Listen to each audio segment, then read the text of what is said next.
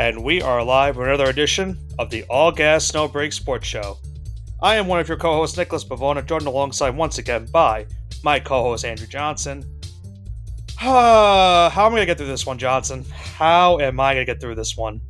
The World Series says, it's been a little bit of time coming, but the World Series did end last week, and we now have a World Series champion, and I guess if you can tell by the tone of my voice, we all know who that World Series champion is, but if you also haven't been living under a rock, you probably know by now who has won the World Series as of last week. The Los Angeles Dodgers are your 2024 World Series champions, defeating the New York Yankees in 5 games. Today on the show, we'll do a quick recap of what happened in that World Series. And the biggest part of our show tonight, Johnson, is it's now off-season talk in the MLB. Free agency just started yesterday as of this recording on November 5th. So a lot to break down as to where potential top free agents might be going this upcoming offseason. And it might be the most unpredictable offseason we have today with a lot of big-name stars potentially on the move. Yeah, I was going to ask if that was a rhetorical question, how you're going to get through this. But listen, the Dodgers are supposed to be victorious here. This isn't. Listen, I know it's yeah. tough. It's a tough pill to swallow, but they're supposed to win this. They had the better team on paper. I know that there's an alternative universe. The Yankees win Game 1 and they win Game 5, and you'd maybe try to close it out in 6 or 7. But unfortunately, that's not the universe we live in, and there's always next year. It's coulda, shoulda, woulda, if a lot of people like to say it like that. And yeah, the Yankees kind of just bit themselves, kind of really just did this to themselves the way the series went down. And you mentioned those 2 games in particular. That's a big reason why the Yankees were in the spot that they were in. And we'll try, for my sake, we'll try to do a quick recap as to what happened in these games so I don't have to relive it for the majority of the rest of this offseason. But that game last Wednesday still embedded into my brain as to what happened, especially that one inning in particular. So let's go back to game number 1 that happened a couple weeks ago as of Friday, October 25th. A wild game 1, to say the least. And, if I wasn't a Yankee fan and I was watching this as a regular baseball fan, this was an all-time classic between these two teams. Great pitching, really big moments for key hitters to get some big hits, including some great stolen, some great base running, I should say, from especially the Yankees in this game, the later stages. And we saw an all-time classic that ended with Freddie Freeman hitting a walk-off grand slam, the first of its incarnation. Never had been done before in a World Series game. Walk-off grand slam gives the Dodgers game 1 by the final of 6-3. A very controversial loss for the Yankees because that was a spot where they brought in Nestor Cortez after, that was his first game back, coming back from injury, and they go to him instead of Tim Hill. That was the controversy of that decision. And the Yankees were 1 out away from that not being a huge factor into that happening, but unfortunately, Freddie Freeman gets the walk-off grand slam, puts the Dodgers up 1-0, and that was the game you mentioned, was a game that the Yankees more than likely could have had not it been for that one decision, and even a crucial error that happened in the 8th inning that allowed the Dodgers to tie the game at that point at 2-2. So the Yankees lose game 1. They had to try to bounce back in game number 2. Unfortunately, that was not the case in game number 2.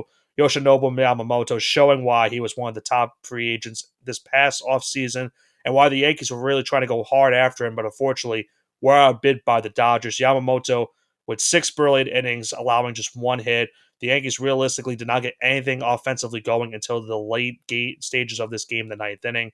They fall 4-2. Shifting the series then back to the Bronx for game number 3. And unfortunately for the Yankees, that was once again another situation where it was the same situation that happened in game number 2. Could not get any offensive going. The Dodgers offense sparked early. Freddie Freeman, after hitting the walk-off in game number 1, had a home run in game number 2, a home run in game number 3, and the Dodgers jumped out to an early 4-0 lead. The Yankees would not score once again until the very 9th inning on a 2-run homer from Alex Verdugo. They lose 4-2. They trailed this series 3-0 going into Tuesday, last week on Tuesday, October 29th. And unfortunately for me, Johnson, this is where I started buying back into the copium, because after Monday's game, I was all but done with the series. The Yankees have been playing pathetically, especially the last 2 games. Could have won game 1, should have been down 2-1 going in to this game number 4. But unfortunately, they brought me back in. That infamous meme that you and I like to talk, to say, just when I thought I was out, they pulled me back in, and that's exactly what happened in game number 4. The Yankees were losing, had some troubles early on to get some runs, and then Anthony Volpe hits the big spark that the Yankees have been looking for the entire series. Grand slam to put the Yankees up in that spot. They would not surrender the lead as the rest of the game went on. Had a big eighth inning as well. And they win game number 4, 11-4, forcing a game number 5, which for a team that had been trailing 3-0 in the World Series had not been done since the 1970s. So it had been a little bit of time coming since the team had forced a game number 5 after trailing 3-0. And Yankee fans had a lot of confidence that maybe they could shift this series back to Los Angeles because in game number 5, they had Garrett Cole going on the mound. And Garrett Cole was pitching phenomenally in this game. He also got some big offensive production in the first couple of innings. Aaron Judge, 2-run homer, Jazz Chisholm, back-to-back with a solo home run, puts the Yankees up early 3-0 at the end of the first inning. Giancarlo Stanton had a home run later on to put the Yankees up 5. And it looked like we were going to a game number 6, Johnson. It looked like it was going to be the first time in LB history that a team trailing 3-0 was going to force a game 6 in a World Series. And then the infamous 5th inning happens for the Yankees. 3 errors in the inning, a really costly play at first base in which the Yankees had got it into a bases loaded, nobody out jam. Garrett Cole having to get back-to-back strikeouts on Gavin Lux and Shohei Ohtani to force it to be bases loaded and 2 outs. Yankees 1 out away from escaping the jam. Grab ball to first base, particularly usually a routine play for Anthony Rizzo, but unfortunately, a miscommunication play between him and Garrett Cole. Rizzo thinks Cole is going to cover the bag and he'll be able to flip it to him for the end of the inning. Cole thinks that Rizzo is going to run to the bag to step on the bag to end the inning, and the miscommunication hurts the Yankees in that spot. It allows the Dodgers to get their first run of the game. They make it 5-1. Freddie Freeman once again killing the Yankees in this series. 2 RBI single to put them within 2, and that Teoscar Hernandez would hit a game-tying 2-run double, almost go-ahead 3-run homer, but the game-tying double nonetheless to tie the game at 5. So the Yankees going from a 5-run lead with 2 outs in the 5th to now being tied at 5 apiece going into the later parts of this game. They would regain the lead in the 6th inning, but unfortunately in the 8th inning, the bullpen was not able to hold on to that 1-run lead. 2 sacrifice flies for the Dodgers put them up by a run. They go on to hold this lead 7-6 going to the 9th inning. And Walker Buehler, who started game number 3 on Monday, would be able to shut the door in this game. Dodgers win game 5 by the final of 7-6, really putting a damper into what was a better 2024 season for the Yankees. And the Dodgers finally getting that celebration that they had been, waiting for since the 1980s, because they weren't really able to celebrate that 2020 ring with the whole pandemic going on. They were able to get it done this time in 5 games and are now the World Series champions and now looking forward to potentially adding to this already stacked roster in the offseason coming up. You said it best, Nick. The Dodgers finally get a chance to celebrate this ring. For a lot of people, including myself, I believe this is their first legitimate ring since the '80s. So that whole Mickey Mouse ring, it still exists, but it's not like, oh, they only have a Mickey Mouse ring because they got it done when it really mattered. So it's only going to cost them the future of their franchise. Unfortunately, if you're a Dodgers fan, because God help them in 5 years, they're going to be in cap hell, and it's not going to be pretty. But you got a championship out of it. You got a legitimate championship that no one can take away, unless they turn out to be like the 2017 Astros. But I highly doubt that. Anyways, I think you really recapped the World Series in a fantastic fashion. The only thing I want to add here, if you're a Yankees fan, there's only 3 or 4 people you can't possibly be mad at, either during this World Series run or the World Series itself.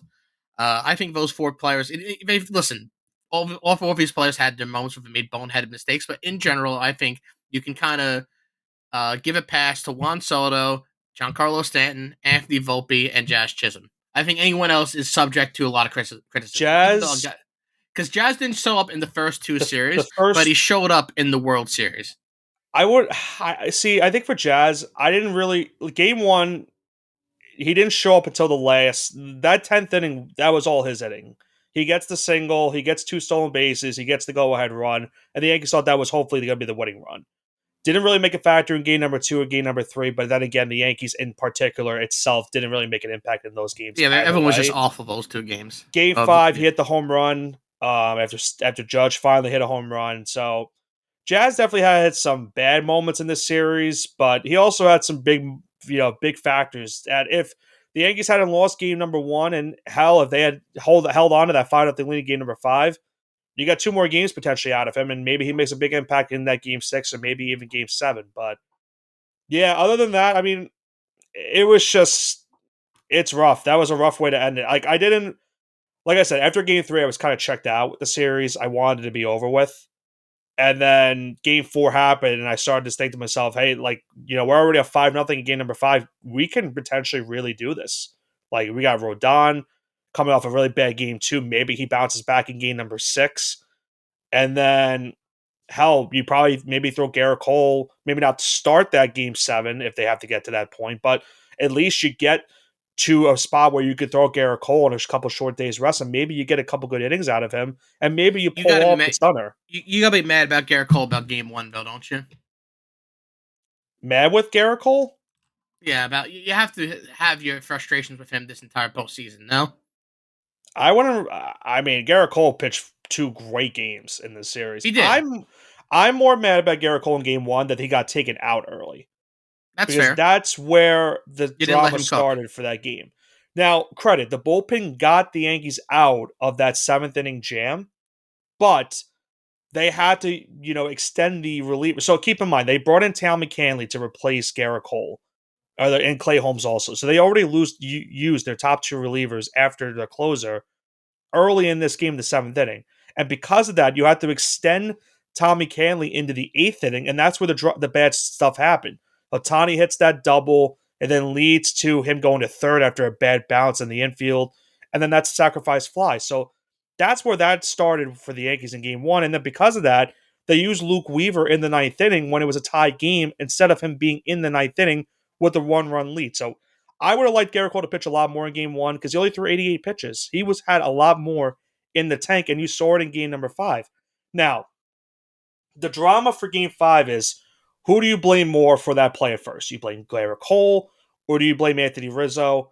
I'm You of beat the Rizzo. notion He has to hustle I'm back. I'm of the notion to blame Rizzo on that play. I would have liked Garrett Cole maybe to at least run it out just in case, but that's a routine play for Rizzo for most of the time. I would like, that's usually where he's set up most of the time when he's playing just a regular depth first baseman.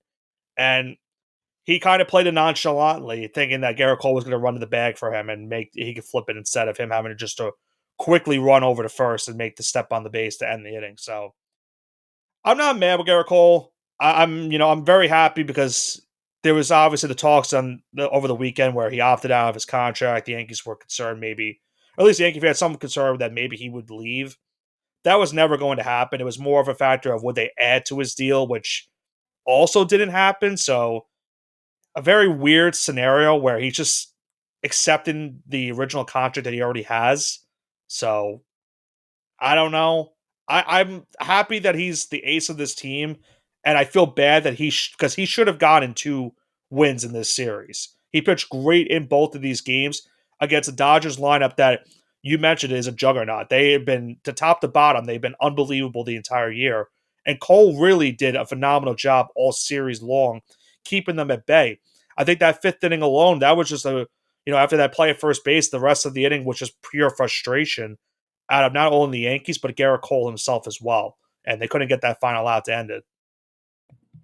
Yeah, but I guess with that being said, I don't have too much to add on this World Series. But do you have anything to add before we go to our Congrats next for part the of our show? Dodgers, and Freddie Freeman gets World Series MVP, and rightfully so. I mean, hitting a home run in 4 straight games to start this entire Making series. I history. mean, yeah, I mean, he hit 6 straight home runs dating back to his last World Series appearance with Atlanta back in 21. So 6 straight games in a World Series with a home run. I mean, you can't ask any more out of your first baseman.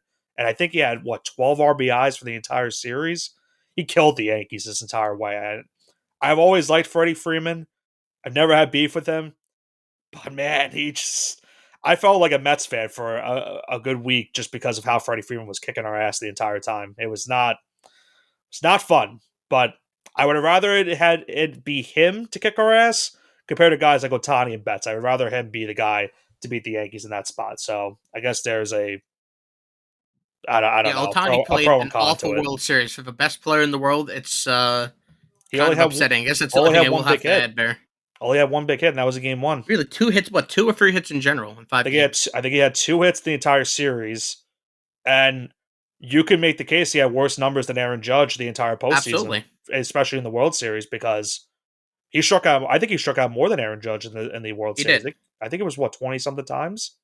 Yep. Yeah.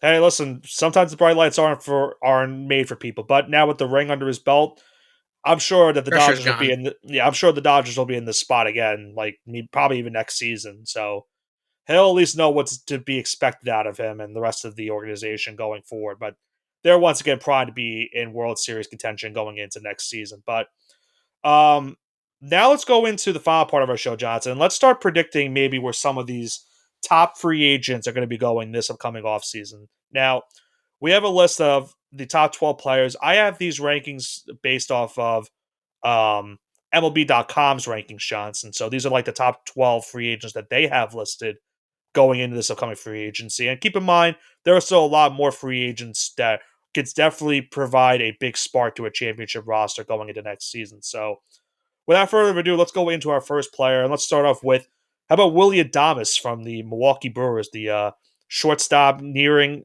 his 30-year age. I think he's now 29 going into the coming season, but had a very solid, productive 2024 for Milwaukee. Where do you think he winds up going this year? Uh, he screams San Francisco Giant to me. Okay. Uh, I I, th- I think they are one Giants of the have a rumor need for teams. him. He comes off not really a strong postseason performance, but an overall pretty good regular season performance. With that being said, I don't think the top teams are going after him, but those kind of middle teams that want to make a splash but don't pay so much. So I think he's going to be a Giant. I will say, I mean, I could give also our listeners some of the potential fits that the MLB.com has for some of these teams, and I will say Willie Adames, one of his teams, is potential fit wise is the Giants, so that could very much well happen. Um, I honestly like it a lot. I agree with you. I think he could be going to San Francisco. I think they're going to be going after the big names, like guys like Soto and stuff, and Pete Alonso, whatever. But they've been They're kind of going to whiff on striking. them, They've been kind of striking out these last couple of years because you saw what happened with Otani, you saw especially what if happened Judge. with Remember that? Yamamoto and Judge. Yeah, they struck out with a lot of these guys. I think they get Adamas because they could use a shortstop. They don't really have anything at that position, so I like that fit for Willie Adamas. How about Arizona Diamondbacks first baseman Christian Walker? Where do you think he goes? I think he's going to be a New York Yankee. You have a need in the infield. He's a Especially Gold first base. Glover. It just makes complete sense to me. I'm my thing I with don't think him he's going gonna to be the much money Yankees, too. So I think that's gonna be if you want to retain Juan Soto, this is gonna be one of the guys you need to add. He's a right? value add.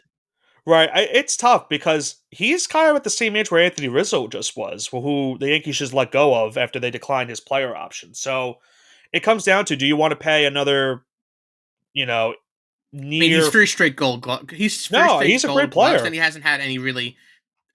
He hasn't really had a decline in production yet. So No, even if you want bank on the one or two more years that he's gonna perform at this level, then you take that. yeah, no, I listen, I don't disagree whatsoever. I wouldn't mind Christian Walker as a Yankee. I think if they miss out on, like, let's say if like they don't get Pete Alonso, which I don't think they will, I don't think so.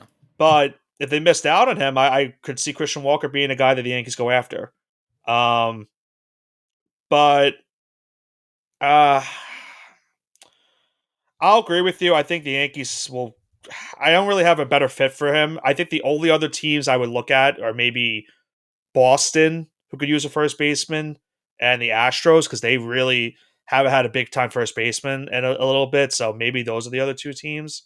So I'll agree with you on this one as well. I'll go with the Yankees for Christian Walker. How about a guy that was on the IL the entire year, Johnson? A guy that coming off of Tommy John surgery, but is a former Cy Young Award winner. How about Shane Bieber? Sounds like a Dodgers reclamation project to me. That's disgusting. That's Sounds like he disgusting. gets $12 million 1 year to go to the Dodgers on Please prove it don't. deal. Shane Bieber, if you have any integrity, do not do that to yourself. You know what I could see as a fit for him, though? And I think this is perfect because his old manager is now with this team. I want to go with the Cincinnati Reds. He stays in Ohio, but now his manager Okay, goes doesn't to uproot his Cincinnati. life. Yeah, doesn't have to really uproot his life, and he gets to pitch for a guy that's or he's already been coached by. And it's a young team that has a lot of potential the next couple of years. So I like Shane Bieber going to Cincinnati this upcoming offseason. How about Tanner Scott, the former as you know, former Miami Marlin, now San Diego Padre. Big time Yeah, reliever, All probably the Star. best reliever on the Yeah, market. All Star really was great with the Marlins for a couple of years. Uh, just played with the Padres. I think he's gonna be a New York Yankee. You have a need at that bullpen in that bullpen for a true Do closer, we and I think ever? Tanner Scott can be it. And I don't think he's gonna be that expensive. So give me Tanner Scott If they don't to the make him a Yankees. closer, he would be their preliminate setup man Eighth for Luke guy. Weaver. Yeah. Yeah, he would be the guy for Luke Weaver going to the eighth inning. They really need a guy like that because no offense to Tommy Canley and Clay He only made Holmes, like 5.7 mil last year too, so he's a cheap right. buy. Yeah, I think he definitely improved his market because he had an under 2 year right this past season, so he probably is going to get a good chunk of money, even if he's 30 years of age in the bullpen. He's still relatively young for any team that's trying to get a championship out of him. I think again, it's probably bias. I really want the Yankees to go after him, so I will also say the Yankees. But if not the Yankees, maybe look at Philadelphia. Unfortunately, I know you don't want to hear that, but I think the Phillies could use a reliever like that in their bullpen as well because it's been very shaky the last couple of years. How about Jack Flaherty? Does he? You think He he stays remains in a LA? Dodger. Yeah, I think he goes either goes to LA or he goes to Baltimore, and I think he's gonna remain a Dodger. Uh, I'm gonna go with the Red Sox. I'm gonna go with the Red Okay, I like Sox. it. I don't I hate it. I, th- I think they're gonna. My theory for Flaherty is I feel like they're gonna miss like the Red Sox. I feel like, in my opinion, are gonna miss out on guys like Corbin Burns. I feel like there's a different team that I have slated for Corbin Burns, and I think you and I maybe agree on the team that Corbin Burns goes to.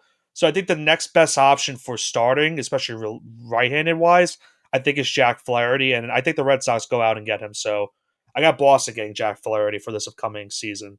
How about Anthony Santander is coming off a great 2024 campaign.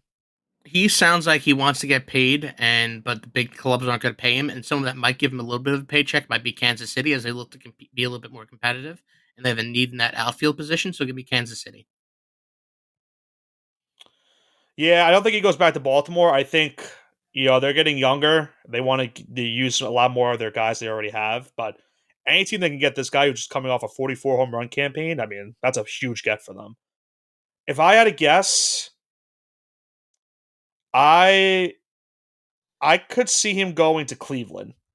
I think that's a team that could use a big spark in that lineup. And they really don't have that big time home run hitter, in my opinion, outside of Jose Ramirez. They could use some offensive production. I think he could definitely provide that, especially if he were to play at DH, maybe even a little bit of first base for them. Who knows? So I like Anthony Santander going to Cleveland for the upcoming season. How about Max Fried, the former Atlanta Brave? Max Fried sounds like he's going to stay in the National League, but he's not going to be a Brave. I think he's going to be a. I think he's going to be a Chicago Cub. Oh, a Cub. Okay. I think he's a Cub. It's coming off one of his better career years, or better, one of his better, seasons. Right. Named an All Star, not really a Cy Young, but he's not quite in that category anymore. But I still think that Chicago needs pitching, and they're willing to pay for him. They definitely need pitching, that's for sure. They could use a lot in that rotation. I think he goes to Texas. I'm going to take the Texas Rangers. Native Valdi just recently announced he's going to be declining the player option. He's going to go to free agency. I don't know if he goes back to Texas. They could use a lefty starter in that rotation because the Jordan Montgomery, after they lost him, they really didn't have that guy to replace him. I think that's the guy to get replacing. I think Max Fried's a good fit for Texas, and I think that's where he goes this upcoming offseason. But how about the biggest third baseman on the market, former World Series champion himself? How about Alex Bregman? He's going to remain a Houston Astro. I don't see him leaving. This is tough because they want to keep him, but it's just I don't know. I keep thinking that he's probably gone. I if I had to guess, I don't think he goes back to Houston. I am going to put him. I'm going to go Arizona. I'm going to go Diamondbacks. I think they could use some third baseman production. They had Eugenio Suarez there last year, and he's a nice home run hitter, but he strikes out a lot. They need someone that's more consistent enough to get on base, and Bregman's definitely that candidate to do so. So I got Alex Bregman trying to help Arizona this upcoming season, and I have him going there. How about the if not for Juan Soto, probably the biggest hitter on the market potentially, Johnson? How about Pete Alonso? He's going to remain a New York Met. He made that clear in that wild card series.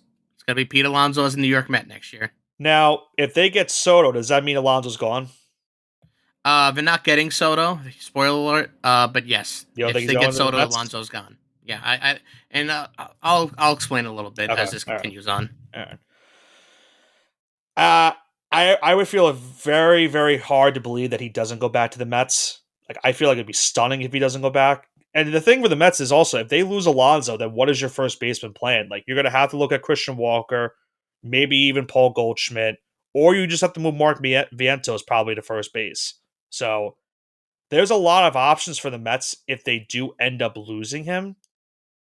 I also agree with you. I just can't envision him on another team. If I had to pick a different team, and I won't say the Yankees because I already have Christian Walker there, I could see the Astros considering they missed out on, we talked about Walker. I think the Astros would be a team to look out for as well.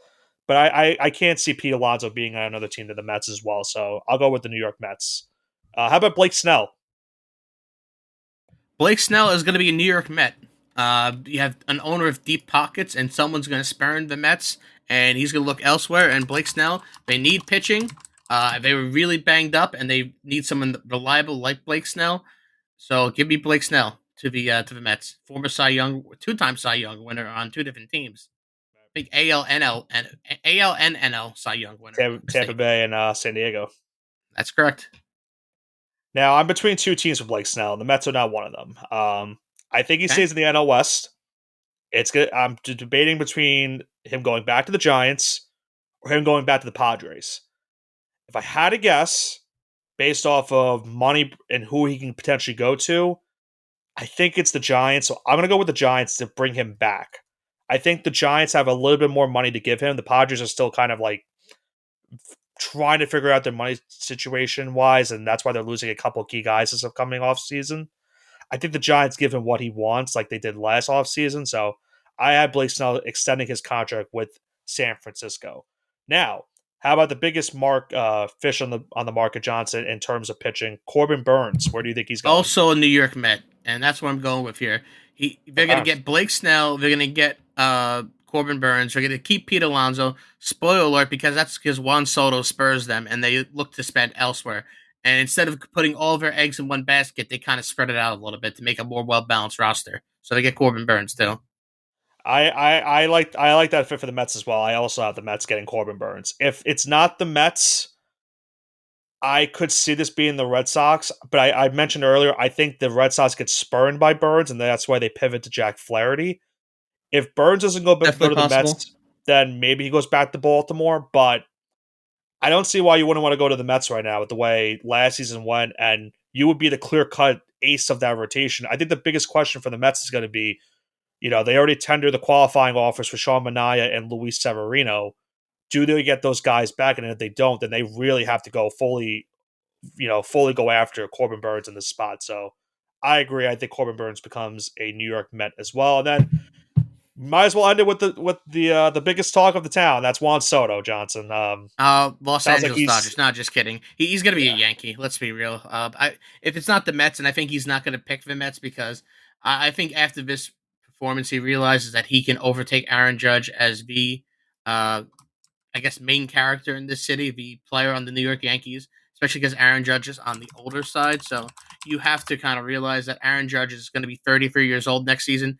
And 3 years from now, when Juan Soto's in the middle of his prime, Judge is going to be on the decline 3 or 4 years from now. So I think if Juan Soto is smart, he'll have this historic comeuppance with the Yankees, and then he'll be the guy for a couple of years, and then he'll go into that mentor role too that Aaron Judge eventually will go into maybe in a year or two from now. So I think Juan Soto is going to remain a Yankee. I had full intentions, Johnson, when we started the show tonight to put Juan Soto on the Mets. And it wasn't because, I don't want him back at the Yankees. I obviously would love to have him back. I felt like it was going to be the Mets because I felt like the Mets are going to be able to give him the most money, which is probably what he's looking for. But as we kept talking, I have the Mets getting Alonso. I have them getting Corbin Burns. I think they do a lot more also in free agency for guys that we haven't even discussed. And if they do that, then they're not going to really be able to give Juan Soto the money that he potentially will want. So I think because of that, I've talked myself into also saying the Yankees. My initial thought was the Mets, but I think with me having them get Alonso and Burns and probably getting another guy like maybe they get a Teoscar Hernandez to replace JD Martinez at the DH spot, which would be, I think, a nice fit for the Mets. Um, and then they really have to figure out their outfield positioning, what they're going to do out there. And obviously, fixing the rotation and the bullpen is going to be another big key thing for the Mets this upcoming offseason. I think for me, I will just go with the Yankees to get Juan Soto, but I think it's really a tight race between the Yankees and the Mets to determine where Soto goes this offseason, which we kind of already expected going into it to begin with for this upcoming offseason. But that wraps up our free agency predictions for the MLB offseason. And that'll wrap up, Johnson, our last MLB 2024 regular season show of the year before the next time we get on the air for MLB will be probably a recap of any big time free agency moves that happens in the next couple of weeks. So, any final thoughts before we wrap this one up? See you guys in a couple weeks, and then after that, at least for baseball wise, see you guys in right before opening day. Yeah, March or See you April. guys Yeah, in February, March. yeah, yeah. I wish it was for me a better high note for me to end this one on, but yeah, the World Series definitely put me in a bad spot, and I'm not gonna. I'm unfortunately got to relive that fifth inning for years and years to come until the Yankees, hopefully, for my sake, win a championship. So we'll see. But yeah, a very eventful 2024 season that now will end with an even more eventful offseason to determine where some of these big name free agents are going to go. And obviously, Juan Soto, the biggest name of them all, we're going to have to see where he goes in this upcoming offseason. So it should be fun to watch in the next couple of weeks. But that's going to do it for this week's edition of the All Gas Don't Break Sports Show. Congratulations to the Los Angeles Dodgers on winning the 2024 World Series. We'll see if they can repeat next year in 2025 and who they potentially could add in this upcoming offseason in terms of some of these big name free agents. We'll see what Juan Soto goes this upcoming offseason, as well as some of the big names like Corbin Burns, Pete Alonso, Alex Bregman, Tanner Scott, and more to come. Guys like Shane Bieber, Christian Walker, Anthony Santander. The list goes on and on, folks. It's a very big free agency class, and we'll be here to break down any free agent moves that happen in the next couple weeks. This has been Nicholas Pavona, joined alongside by my co-host Andrew Johnson for the All Gas No Break Sports Show. Have a great rest of your week.